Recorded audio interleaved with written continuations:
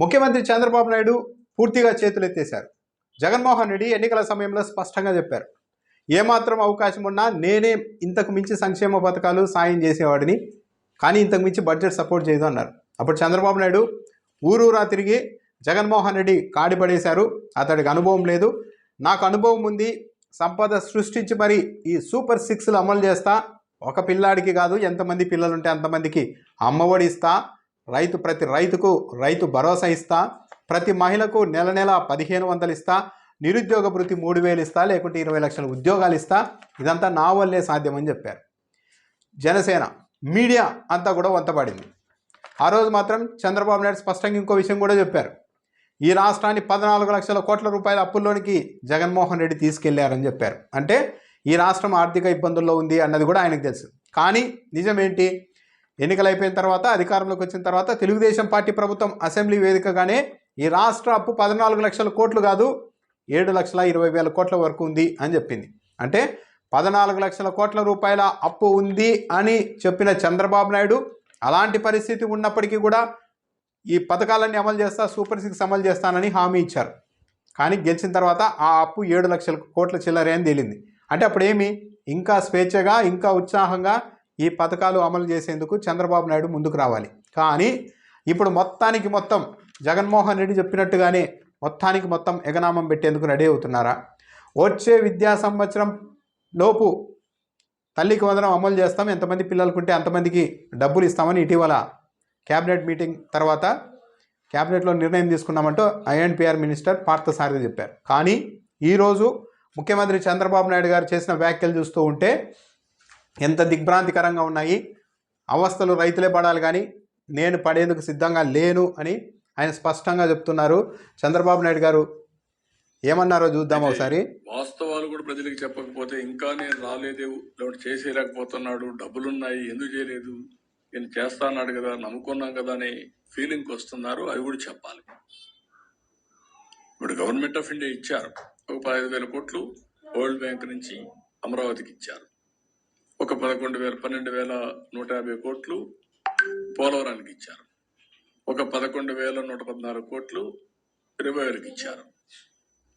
సరే మిగిలిన కొన్ని మేము ఈ వర్క్స్ అన్ని మీద పెట్టడానికి కొంత శాఖ కొంత ఫండ్స్ ఇచ్చారు. కానీ ఆ డబ్బులు నేను వెల్ఫేర్కి ఇవ్వలేకపోతున్నాను. కనీసం అక్కడ పెడితే రివైవ్ అయితే డెవలప్మెంట్ అయితే నాకు ఆదాయం పెరుగుతుంది, ఆదాయం పెరిగితే ఇస్తాం. ఇంకొంచెం ఫ్లెక్సిబిలిటీ కోసం ఆలోచిస్తున్నాం. ఎక్కడ ఫ్లెక్సిబిలిటీ వస్తే అక్కడ అవసరమైతే బారో చేసినా సరే I want to give my commitments. తల్లికి వందనం కానీ లేకపోతే రైతులకు ఇవ్వాల్సిన రైతు భరోసా కానీ I want to give it.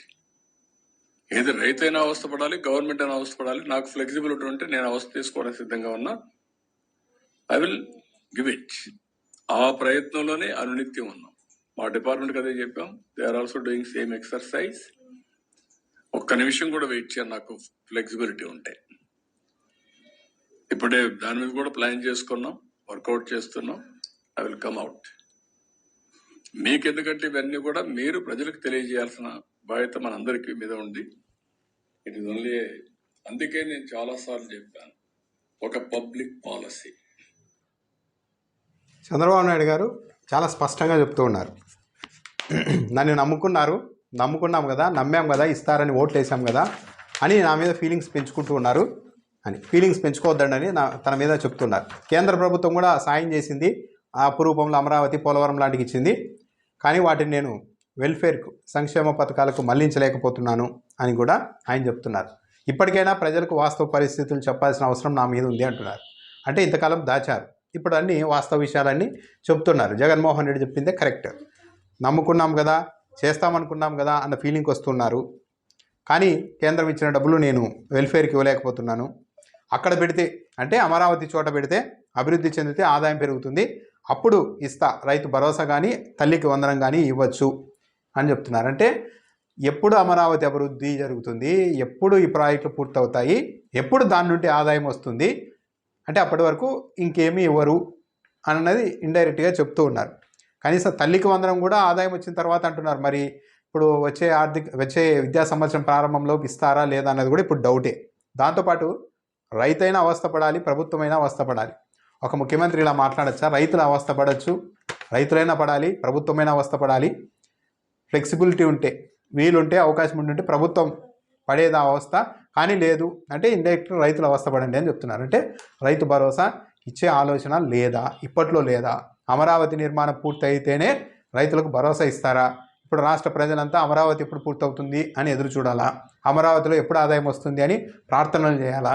Chandrababu Naidu గారు చెప్తున్నది, నాకు వీలు ఉంటే చేసి ఉండేవాడిని, కానీ నాకు వీలు కాలేదు కాబట్టి రైతులే అవస్థపడాలి అని చెప్తున్నారు ఇండైరెక్ట్గా. ఇది ఎంతటి మోసం? ఒక విధంగా మోసమే కదా. ఈ పరిస్థితిని ముందే, ఎలక్షన్లకు ముందే చెప్తే ఒప్పుకోలేదు. లేదు నేను చేస్తా అని చెప్పారు. నాకు కేంద్ర ప్రభుత్వం మద్దతు ఉంది, పవన్ కళ్యాణ్ మద్దతు ఉంది అని చెప్పారు.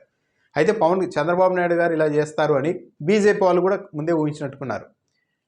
యాక్చువల్లీ బీజేపీ వాళ్ళు కూడా ఆ రోజు నిజాయితీగా ఉంటే ఈ పరిస్థితి వస్తుందని చెప్పి ఉండాలి. వాళ్ళకి అర్థమైంది. అందుకే మేనిఫెస్టోని చేతుల్లోనికి తీసుకునేందుకు కూడా బీజేపీ ఇష్టపడలేదు. మేనిఫెస్టో మీద నరేంద్ర మోడీ ఫోటో వేసుకోవడానికి కూడా అనుమతించలేదు. కేవలం చంద్రబాబు నాయుడు, పవన్ కళ్యాణ్ కలిసి ఒక ఫోటో వేసుకొని మేనిఫెస్టో రిలీజ్ చేసేశారు. ఇప్పుడు మొత్తం ఎగ్గొట్టడానికి ట్రై చేస్తూ ఉన్నట్టుగా ఉంది. ఇది అయ్యే పని కాదు. అమరావతి పూర్తయ్యి ఆ ఆదాయం వస్తే రైతులకు భరోసా ఇస్తా, తల్లికి వందనం ఇస్తా, ఇంక నిరుద్యోగ భృతి, ఇవన్నీ అయితే అయ్యే పనిలా కనిపించడం లేదు. సో చంద్రబాబు నాయుడు గారు మళ్ళీ 2014లో ఎలాగైతే రైతు రుణమాఫీ, డ్వాక్రా రుణమాఫీ అని చెప్పి అధికారంలోకి వచ్చి ఆ తర్వాత ఇలాగే పేద రాగాలు తీసి, బీద రాగాలు తీసి, డబ్బులు లేవు, అది లేదు, ఇది లేవు, ఉంటే చేసి ఉండేవాడిని అని చెప్పి అప్పుడు ప్రజలందరినీ బోల్తా కొట్టించినట్టు, నిరుద్యోగ భృతి ఇస్తా లేకుంటే ఇంటికో ఉద్యోగం ఇస్తానని చెప్పి మొత్తం ఒక్కరికి నిరుద్యోగ భృతి ఇవ్వకుండా ఎగరగొట్టినట్టు సేమ్ అదే ఫార్మేట్ని ఇప్పుడు మళ్ళీ చంద్రబాబు నాయుడు ఫాలో అవుతూ ఉన్నట్టుగానే ఉంది. ఆ రోజు మాత్రం క్లియర్గా, ఈరోజు ఏమో ఇలా ఆర్థిక పరిస్థితి ఇలా ఉంది, నాకు ఆ రోజు తెలియదు అని తప్పించుకోవడానికి కూడా చంద్రబాబు నాయుడు గారికి అవకాశం లేదు. ఎందుకంటే ఆ రోజు స్పష్టంగా ఇంతకు మించి చేయలేరు అని జగన్మోహన్ రెడ్డి చెప్పినా కూడా లేదు చేస్తామని చెప్పారు. 14 లక్షల కోట్ల అప్పున్నా సరే చేస్తామన్నారు. ఇప్పుడు 7 లక్షల కోట్ల అప్పున్నా ఇప్పుడు చేయడానికి సాధ్యం కాదు అని చంద్రబాబు నాయుడు గారు చెప్తూ ఉన్నారు. అంటే ఓన్లీ అమరావతి దాన్ని ఒకటి పూర్తి చేసుకోవాలి అన్న కాన్సెప్ట్తోనే వీళ్ళు అధికారంలోకి వచ్చినట్టున్నారు. కానీ ఈ పథకాలు, ఈ రైతులకు సంబంధించి ఎందుకు రైతు భరోసా ఇస్తారో లేదు తర్వాత, కానీ ఉచిత పంటల బీమా కార్యక్రమాన్ని కూడా ఇప్పటికే ఎత్తేసారు. ఎత్తేయడం కూడా ఎలా? పబ్లిక్గా, ఓపెన్గా, ఏం ఎకరాకు 1500 కట్టుకోలేరా, 1600 కట్టుకోలేరా హెక్టార్కి అని చెప్పి మరి అసెంబ్లీ వేదికగా చెప్పి మరి ఉచిత క్రాప్ ఇన్సూరెన్స్ని లేపేశారు. అసలు ఇప్పుడు ప్రజల ఇదివరకు జగన్మోహన్ రెడ్డి టైంలో రైతుల పొలాల దగ్గరికి వచ్చి ₹1 అవసరం లేకుండా జస్ట్ ఫోటో తీసుకొని మొత్తం ప్రాసెస్ అంతా గవర్నమెంట్ చేసుకునేది.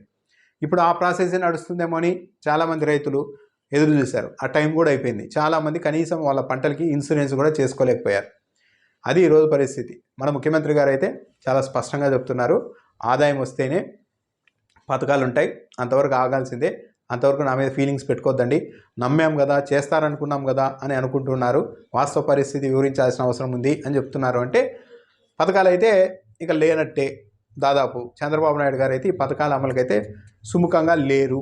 కేవలం అమరావతి అలాంటి వాటి మీదే ఆయన ఫోకస్డ్గా వెళ్తూ ఉన్నారు అన్నదైతే స్పష్టంగా అర్థమవుతుంది. ఇక అమరావతి అన్నది అయితే 5 ఏళ్ళు పూర్తి అయ్యేది కాదు. ఇంకా దాని నుండి ఆదాయం రావడానికి ఎల్లేళ్ళు పడుతుందో.